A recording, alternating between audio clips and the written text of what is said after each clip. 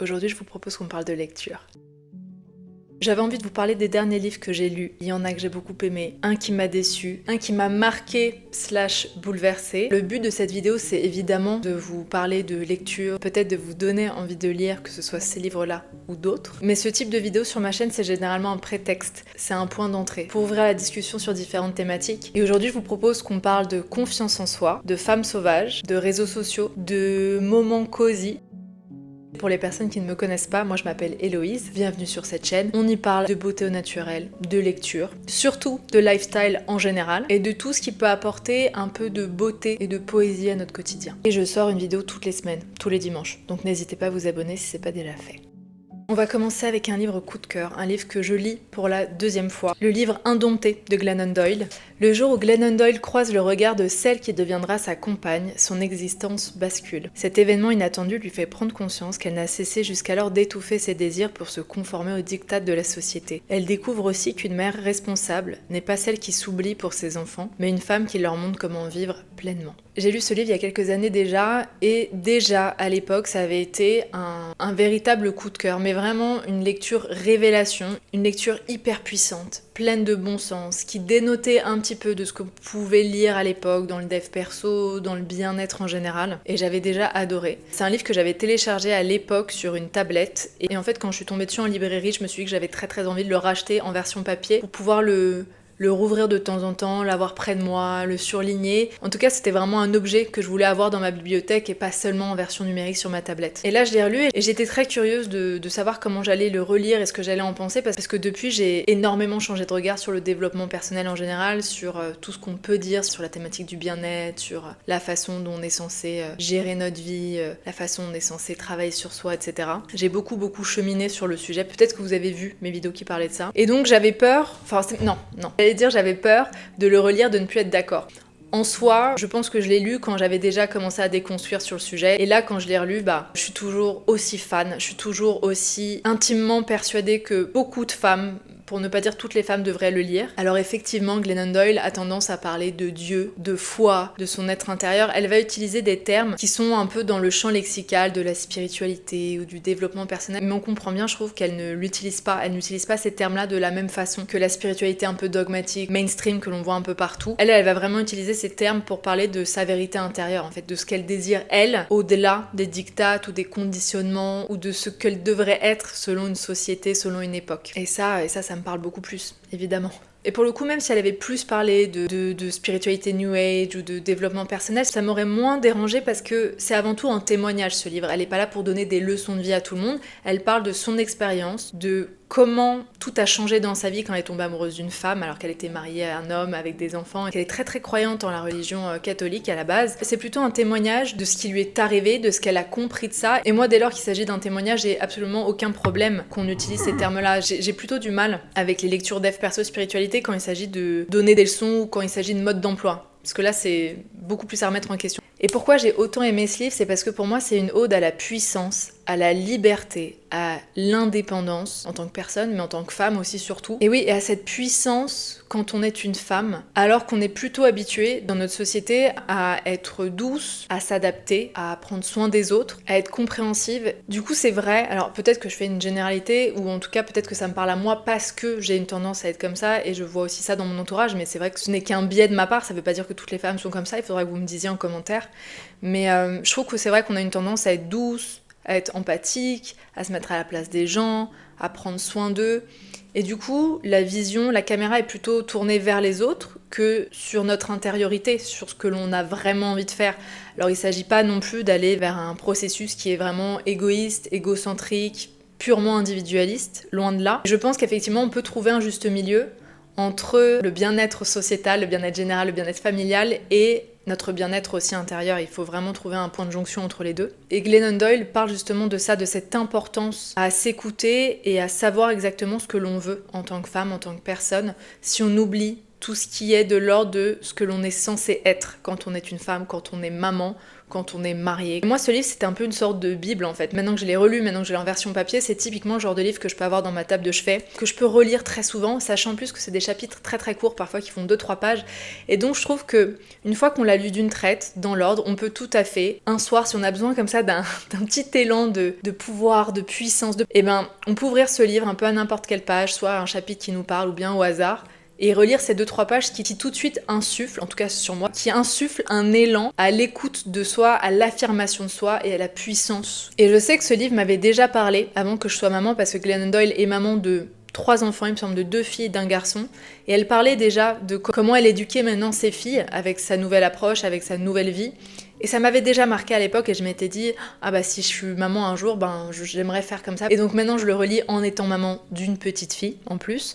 Et c'est vrai que c'est une approche qui me parle beaucoup. Parce qu'en fait en tant que maman, elle ne dit pas à ses filles que tout sera facile. En fait ce qu'elle apprend à ses filles, c'est l'importance d'être forte. Et le fait qu'il est vraiment important de manier la douleur. Alors je m'exprime mal mais c'est pas manier mais apprivoiser la douleur et accepter la douleur parce que c'est finalement la seule chose qui nous permettra d'être totalement libre. Si on a peur de la douleur, si on a peur de souffrir, si on a peur d'avoir mal, il y a de fortes chances en fait finalement qu'on ne prenne pas des décisions qui sont vraiment alignées avec ce que l'on veut vraiment. Parce qu'il y a plein de peurs, on a tous des peurs de tout. La peur du regard des autres, la peur de l'inconnu, la peur de ce qui pourrait arriver si on fait pas ça, la peur de décevoir des gens, la peur de faire mal. On a tous et toutes, j'imagine, ce genre de peur. Et justement, si on n'apprend pas à apprivoiser cette douleur, si on n'apprend pas à souffrir, si on n'apprend pas à avoir mal, on risque en fait de fuir cette douleur-là. Et en tentant de fuir cette douleur-là, on risque de passer vraiment à côté de choix de vie qui nous correspondraient davantage. Et de mémoire, il me semble qu'à un moment du livre, sa fille, au moment d'aller se coucher, a peur, elle fait une petite crise de larmes parce qu'elle se rend compte, elle est toute petite, elle se rend compte que sa maman pourrait mourir un jour et que du coup elle sera plus là à côté d'elle. Et en fait Glennon Doyle explique que plutôt que de lui mentir à ce moment-là en lui disant mais non maman elle sera toujours là, etc. Elle lui apprend, elle lui dit la vérité, elle lui dit oui, un jour je ne serai plus là, mais tu seras assez forte pour vivre seule et tu seras assez forte pour être heureuse quand même et tu seras assez forte pour surmonter ça. Et moi je trouve, alors c'est pas du tout une éducation féminine, c'est quelque chose qu'il faudrait instaurer chez nous tous en fait, hommes et femmes, mais justement pour moi en tout cas, c'est ma vision des choses, on a un peu cette peur... Alors c'est pareil, c'est un biais, c'est vraiment l'impression que j'ai, mais j'ai l'impression qu'on est à une époque où on veut éviter à tout prix la souffrance et la douleur, on veut parfois éviter l'effort, on est dans une recherche de bien-être, mais de bien-être court terme en fait. On veut que tout nous fasse du bien, même si sur le très long terme, ça cause des trucs qui sont moins sympas. Alors qu'au contraire, je pense qu'il faut pas avoir peur de la souffrance, il faut pas avoir peur de l'effort, il faut pas avoir peur de l'inconfort, parce que c'est typiquement ça qui peut parfois nous emmener vers des choses qui nous correspondent beaucoup mieux, vers des vies, vers des choix qui nous correspondent beaucoup mieux. Et je trouve que c'est très inspirant déjà à se rappeler et à répéter aux enfants. Voilà, ne pas avoir peur de la douleur, mais apprendre à se renforcer, à être capable de tout affronter et comprendre du coup que l'on est capable de tout gérer, même des choses qui sont dures, ça fera mal, mais c'est pas grave, on sera capable de les gérer. Et pour moi, c'est la clé de la liberté. Quand on est capable d'affronter la douleur, là pour moi on devient réellement libre de ses choix, de ses décisions et des actions que l'on met en place dans nos vies. Donc oui, en soi, c'est une sorte de livre de dev perso, mais alors ça, c'est typiquement le genre de dev perso dont je suis très fan. Les 2 livres dont je vais vous parler maintenant, on va parler de confiance en soi et des dangers d'internet, des réseaux sociaux, etc.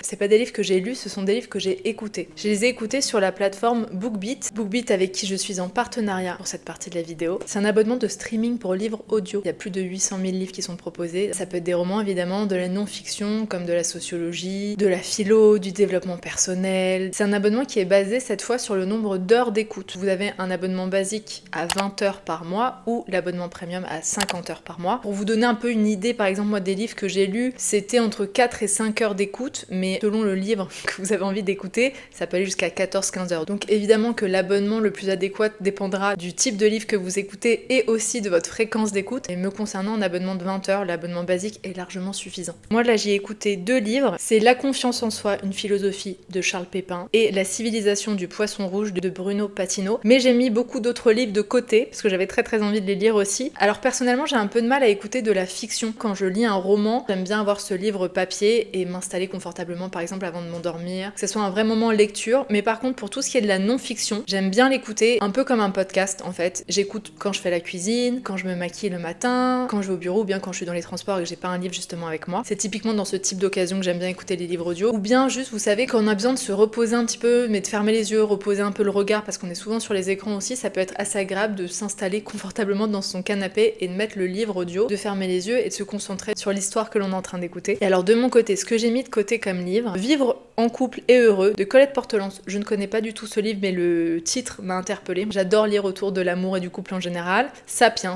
évidemment, que je n'ai toujours pas lu. Les lapins ne mangent pas des carottes de Hugo Clément. Changer l'eau des fleurs, ça c'est un roman pour le coup. C'est un roman dont j'ai beaucoup entendu parler. Les 4 accords Toltec de Miguel Ruiz, pareil, un livre que j'ai lu il y a très longtemps, et même si j'ai pris un peu de distance vis-à-vis de ce type de lecture, je pense que c'est typiquement un livre avec lequel je serais toujours d'accord et qui me ferait toujours du bien, un peu comme Indompté justement. Le couple et l'argent de Titiou Lecoq, S'organiser pour réussir. J'aime bien aussi lire tout ce qui a trait à la productivité, au travail, au business, etc. parce que ça m'intéresse vachement. Vivre avec son passé de Charles Pépin. Petit traité de manipulation à l'usage des honnêtes gens. Je pense qu'on va pas mal parler de psychologie et de hack du cerveau. Et ça j'aime bien, ça m'intéresse vachement. La méthode 1%, je sais pas pourquoi je l'ai mis de côté mais ça m'a dû me plaire. Et si de l'amour on ne savait rien de Fabrice Midal. Votre cerveau n'a pas fini de vous étonner, un sujet qui me parle. Réinventer l'amour de Mona Chollet, ça je vous le conseille vachement. Et alors File dans ta chambre, ça c'est plutôt... c'est un livre quand on est parent, de Caroline Goldman. Alors je sais que tout le monde n'est pas du tout d'accord avec son approche, mais comme je ne l'ai pas lu, je n'arrive pas à me faire d'avis. Donc justement, je suis très curieuse d'écouter ce livre-là. N'hésitez pas à me dire si vous l'avez lu ou si vous connaissez un peu l'approche de Caroline Goldman. Caroline Goldman, elle a un peu tendance à nuancer grandement la parentalité bienveillante, ou en tout cas l'éducation positive, en disant qu'il y a beaucoup de dérives aussi là-dedans, et à quel point elle a, en tant que thérapeute, elle a récupéré des parents et des familles en fait qui étaient au bout du bout à cause de cette nouvelle éducation. Alors est-ce qu'on parle des dérives, est-ce qu'on parle de ce que les gens croient vraiment de cette éducation ou de l'éducation en tant que telle?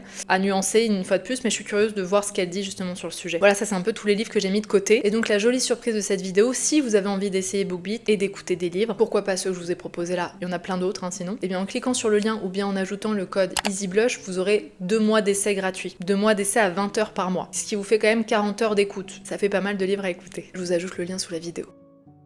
Et donc le premier livre que j'ai écouté sur la plateforme, c'est La confiance en soi, une philosophie de Charles Pépin. Charles Pépin, c'est un philosophe. J'ai déjà lu le livre qu'il a écrit sur l'échec, sur la rencontre aussi. J'ai beaucoup aimé ces 2 livres, je vous en avais déjà parlé. Et donc là, la confiance en soi, c'est un sujet qui est très souvent abordé sous l'angle du développement personnel. Et donc j'étais assez curieuse de savoir ce que lui, en tant que philosophe, allait dire de cette question-là. Et je l'ai toujours trouvé d'une grande intelligence et d'une grande justesse dans ses livres et même dans ses podcasts, parce qu'il a un podcast que j'aime bien écouter. Après le succès des vertus de l'échec, Charles Pépin nous éclaire sur le mystère de la confiance en soi.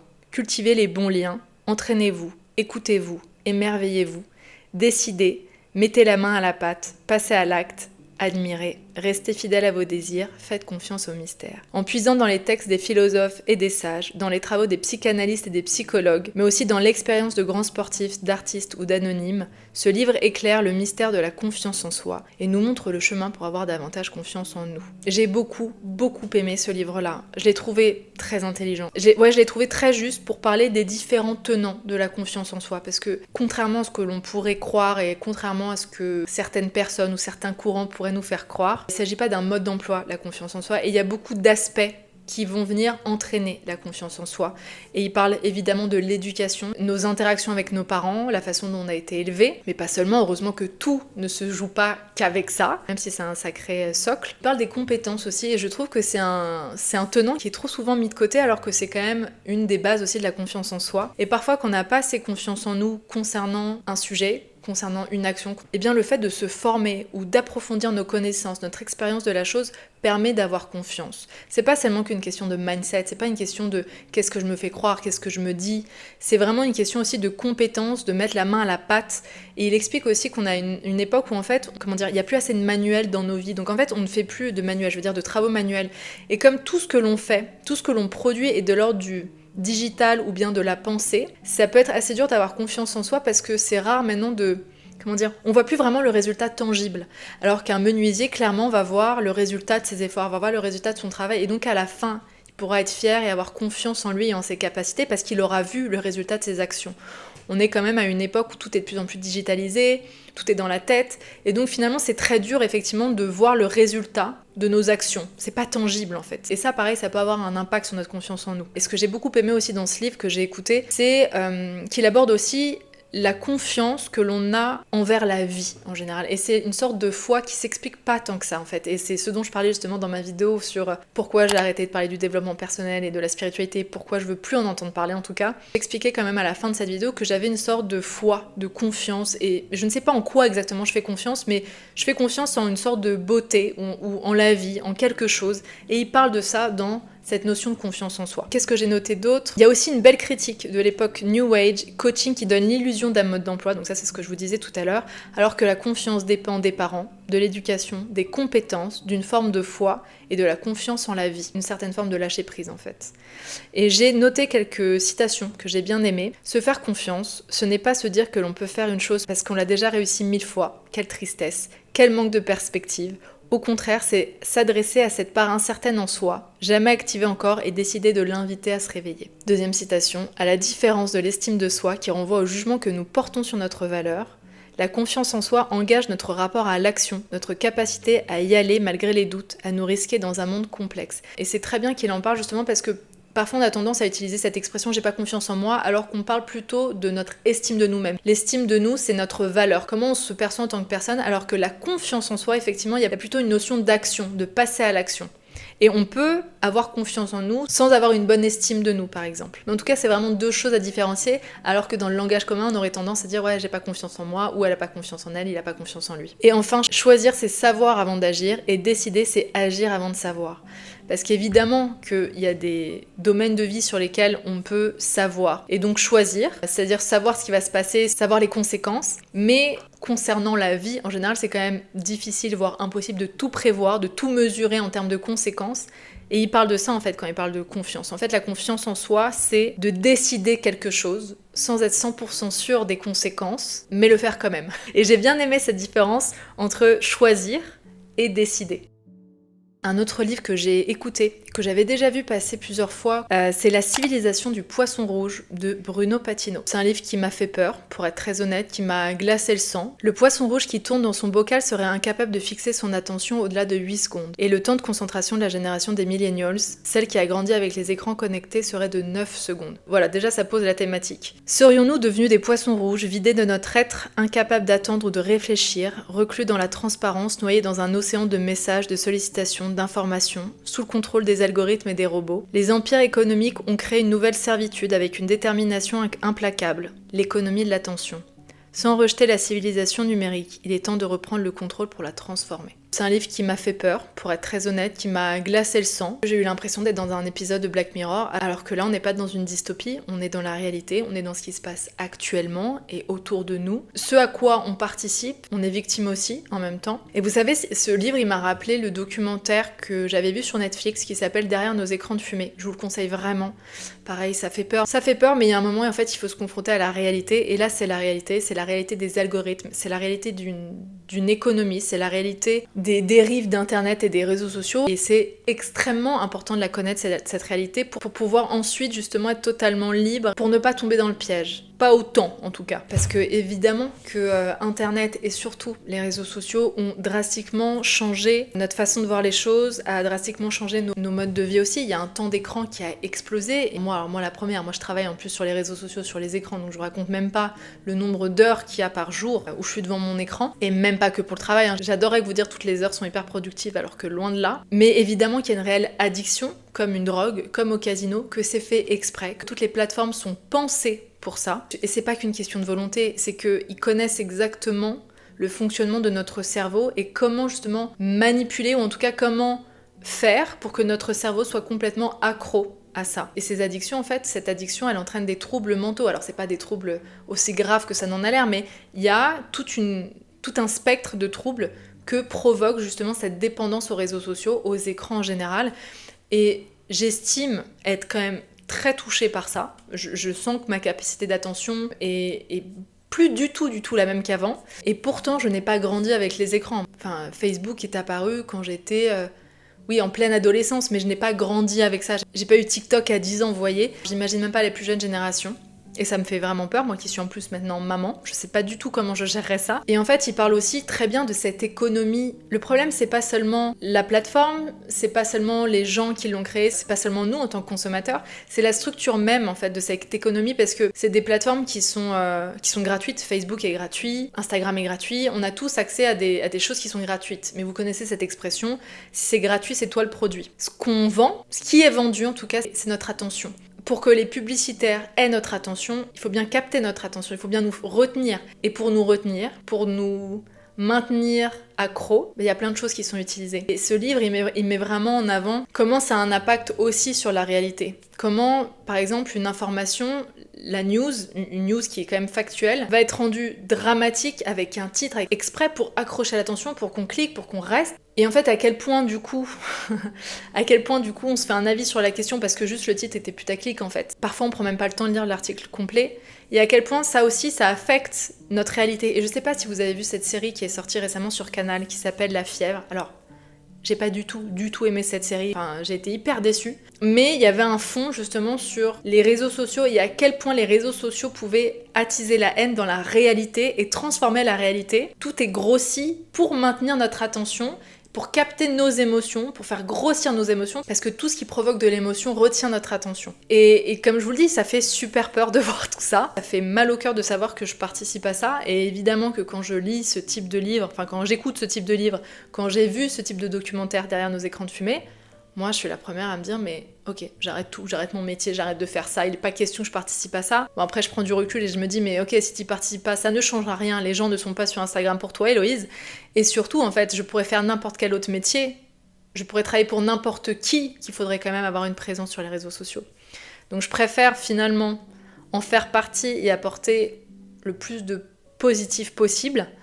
Mais j'ai quand même conscience de ça. Mon pouvoir là-dedans, c'est d'y intégrer le plus de positif possible et de pas jouer sur tous ces biais, sur tous ces trucs qui rendent accro, sur tout ce qui provoque de l'émotion à outrance alors que ça ne devrait pas provoquer de l'émotion à outrance. Bref, ça m'a un peu glacé le sang. À un moment, je me suis dit à quoi ça sert de savoir ça parce que finalement, je suis complètement... Enfin, j'ai pas d'impact, je suis complètement soumise à tout ça. Et en fait, l'auteur est pas si fataliste que ça. Il termine ce livre en expliquant que c'est en ayant toutes ces connaissances qu'on va pouvoir redevenir libre de ce que l'on fait, et en ayant conscience que tout est fait pour qu'on soit accro, que tout est fait pour capter notre attention. Une fois qu'on sait tout ça, on peut vraiment mettre en place des choses dans notre vie pour contrer cet élan naturel à rester sur les écrans et mettre en place une discipline et une rigueur pour passer le maximum de temps hors des écrans. Et c'est une vraie discipline, hein, mais c'est sincèrement pour notre bien-être. Ça se joue au niveau individuel. C'est vraiment à chacun d'entre nous de reprendre en main sa consommation d'écran. Et pour ça, il faut savoir, il faut avoir les infos, et il faut savoir ce qu'il en est véritablement, et c'est tout l'enjeu de ce livre. Mais il y a aussi, évidemment, un enjeu politique qu'il ne faut pas oublier, et il faut qu'à un moment, les politiques se mettent là-dedans, et interviennent, en fait, dans la consommation de certains réseaux sociaux, peut-être pour limiter un âge, ou je ne sais quoi, je sais pas, ou peut-être pour empêcher certaines infos. En tout cas, il y a vraiment un truc à faire, et il y a un enjeu qui est trop important au niveau de la santé mentale, en fait. Donc ouais, un livre que je vous recommande, qui ne fait pas du bien et qui en même temps est plus que nécessaire. Et donc voilà, c'est le deuxième livre que j'ai écouté sur BookBeat, et si vous intéresse justement, vous pourrez les écouter gratuitement pendant les 2 mois d'essai. On repasse au livre papier et je vais vous parler du fameux livre que vous avez déjà sûrement vu passer sur les réseaux sociaux, Tant que le café est encore chaud, de Toshikazu Kawaguchi. Donc comme je vous l'ai dit, c'est un livre que j'ai beaucoup vu un peu partout en librairie, que j'ai vu passer sur les réseaux sociaux. J'avais pas encore craqué et pourtant, pour le coup, la couverture me donnait vachement envie, le titre aussi, Tant que le café est encore chaud. Je trouve que rien que le titre est cosy, il donne envie. Il annonce comme ça de la douceur, du cocon. J'ai donc fini par craquer, j'ai acheté ce livre-là et j'ai été un peu déçue. On va commencer par le résumé. Dans une ruelle de Tokyo se trouve le café Funiculi Funicula, un petit établissement au sujet duquel circulent 1000 légendes. On raconte notamment qu'en y dégustant un délicieux café, on peut retourner dans le passé. Mais ce voyage comporte des règles. Il ne peut pas changer le présent et dure seulement tant que le café est encore chaud. 4 femmes vont connaître cette singulière expérience. En fait, j'ai tout de suite été freinée par le style d'écriture, et c'est très très rare que ça m'arrive parce que je suis pas une lectrice de trucs hyper compliqué ou hyper recherché en termes d'écriture, de figures de style, de phrases, etc. Mais là, c'est vrai que le style m'a m'a tout de suite un peu, m'a un peu freinée. J'ai trouvé le style trop simpliste, entre guillemets, et même un peu niais. Alors je trouve ça hyper snob de ma part de dire des trucs comme ça, de critiquer une écriture parce que je n'écris pas, je ne suis pas capable d'écrire un roman, donc c'est très dur pour moi de critiquer une façon d'écrire, mais en tout cas je suis pas du tout sensible à ce type d'écriture. Ça veut pas dire que j'aime pas l'écriture simple, au contraire le livre d'après, le roman d'après a une écriture très simple et directe, mais là il y avait un truc qui est limite de l'ordre de l'enfantin, je sais pas, je peux pas expliquer. Est-ce que je suis la seule à avoir ressenti ça en lisant ce livre ou pas? Vous me direz ce que vous en avez pensé. C'est très rare que ça me fasse ça. Ça m'avait fait ça à l'époque de 50 nuances de Grey. Pour le coup, l'histoire et tout, je trouvais ça intéressant de faire un livre. Ça sortait carrément des clous à l'époque. C'était pas du tout mainstream, la littérature érotique comme ça. Mais alors l'écriture, la façon dont c'était écrit, j'ai laissé tomber au bout de quelques pages parce que vraiment je pouvais pas. J'ai quand même persisté avec ce livre-là parce que j'en avais entendu tellement de bien. Et j'ai tout de même été happée par la poésie des histoires, par la morale, par la leçon de ce livre-là, par sa sagesse. J'ai quand même versé quelques larmes, donc c'est que ça m'a quand même pris au niveau de l'émotion. Ça prouve quand même que j'ai réussi à m'impliquer un peu dans l'histoire et dans la lecture. Mais vous voyez, il y a une suite, il y a même 2 autres livres. Et je ne pense pas opter pour, parce que comme je vous l'ai dit, j'ai pas accroché avec le style. Voilà, j'ai pas accroché avec le style, mais j'ai adoré le côté cosy de ce livre-là, parce que c'est un huis clos en fait. Tout se passe dans un seul et même lieu, dans ce café-là, dans ce fameux café où on peut remonter dans le temps d'une tasse de café chaud. Il y a tout ce champ lexical autour du café, de l'odeur, de la chaleur, du goût, et ça j'ai trouvé ça extrêmement réconfortant, cosy, j'ai adoré ce sentiment là, mais voilà, j'aurais voulu retrouver la même qualité de fond et de forme, vous voyez. Alors peut-être que peut-être que je suis complètement passée à côté, et surtout n'hésitez pas à me dire ce que vous en avez pensé si vous l'avez lu. Pourtant je suis assez simple et pas snob normalement dans mes lectures, mais là, j'ai lu 2-3 pages et je me suis dit oh ouais non ça va pas le faire. Bon, j'ai quand même un peu accroché, mais je lirai pas la suite quoi. Et enfin, un dernier livre, il me semble que j'en avais entendu parler sur le conte de Digli, qui est une auteure que j'adore, une autrice que j'adore. Tous ses livres, mais franchement foncez. Atteindre l'aube, par exemple, une de mes lectures coup de cœur. Et il me semble que Digli avait partagé 2 de ses lectures, je crois. Non, je me trompe. Elle avait parlé, de Pauvre folle, de Chloé Delhomme, que j'ai beaucoup aimé, dont je vous ai déjà parlé dans une vidéo lecture. J'avais adoré ce roman qui abordait le thème de la passion amoureuse. Et en fait, non, je me trompe. En fait, je crois que Sauvage, je l'ai connu grâce à la newsletter de My Little Paris. Bref, quoi qu'il en soit, c'est un livre qui est à peu près sorti au même moment. Sauvage de Julia Carninon. Un roman que j'ai beaucoup aimé. À Rome, Ottavia Salvaggio a décidé à 15 ans d'être maîtresse de son destin. Ni ses histoires d'amour, ni le mariage, ni même la maternité ne la font dévier de sa route. Pendant que son mari s'occupe de leurs enfants, elle invente dans son restaurant une cuisine qui ne doit rien à personne. En robe noire et sans frémir, Ottavia avance droit, jusqu'au jour où un homme surgit du passé, avec un aveu qui la pousse à douter de ses décisions.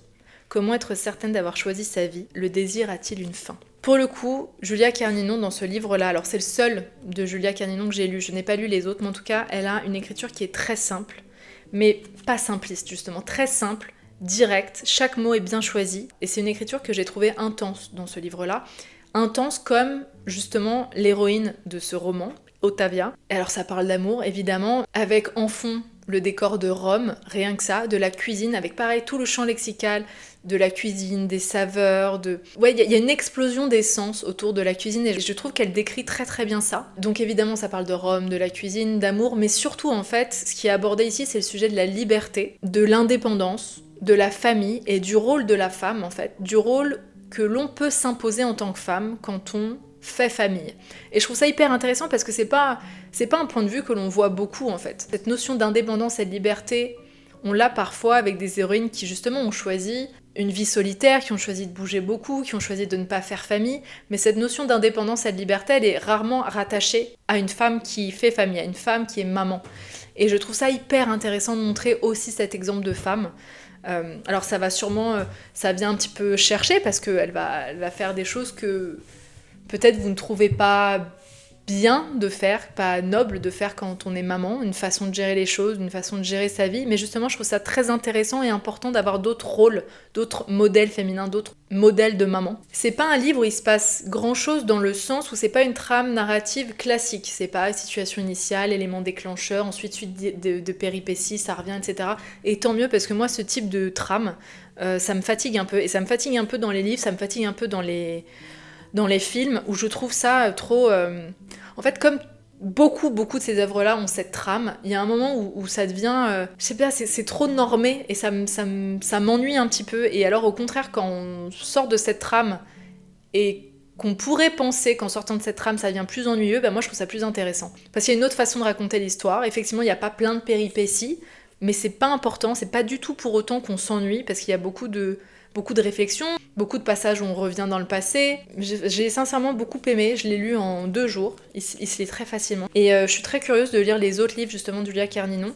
Et il y a l'une d'entre vous qui, quand j'en ai parlé sur Instagram, m'a envoyé, je crois que c'était sur Combini, qu'elle faisait une petite interview, et j'ai trouvé ça hyper intéressant parce que l'homme qui l'interviewe, le journaliste, lui explique justement qu'il a pas du tout trouvé l'héroïne très sympathique, il la trouve même antipathique, et elle dit qu'effectivement elle fait pas exprès, enfin je paraphrase un petit peu, mais elle est pas là pour rendre un personnage sympathique, mais ce qu'elle lui répond, et je trouve ça hyper intéressant, c'est qu'elle dit peut-être que vous la trouvez pas sympathique parce que c'est une femme et qu'elle a les comportements qu'on verrait plutôt sur un homme.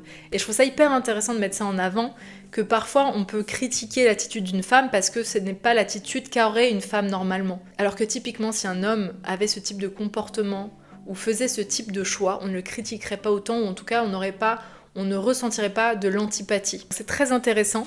Ça veut pas forcément dire que je me retrouve complètement dans son rôle de maman à elle, parce que je suis aussi maman et je me considère quand même comme une femme libre et indépendante, même si évidemment que la liberté et l'indépendance n'ont plus exactement la même signification quand on devient maman, mais ça veut pas dire qu'on ne l'est plus. Ça, si vous voulez, je reparlerai dans une vidéo qui sera dédiée, parce que c'est un sujet qui me tient vraiment à cœur.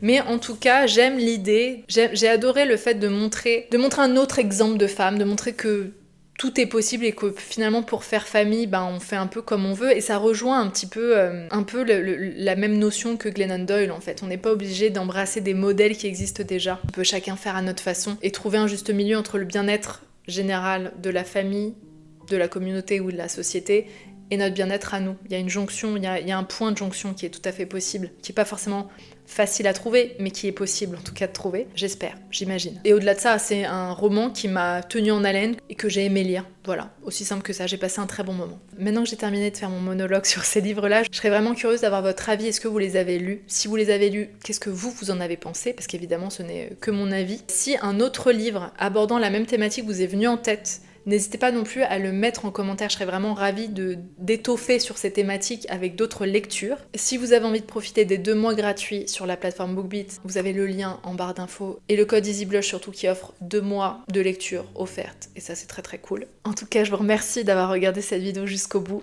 Je vous laisse la liker si elle vous a plu, mettre un commentaire ou même juste un smiley, juste pour me montrer que vous êtes resté jusqu'à la fin et qu'elle vous a plu. On se retrouve la semaine prochaine ici sur YouTube et en attendant sur Instagram. À très très vite. Bye bye.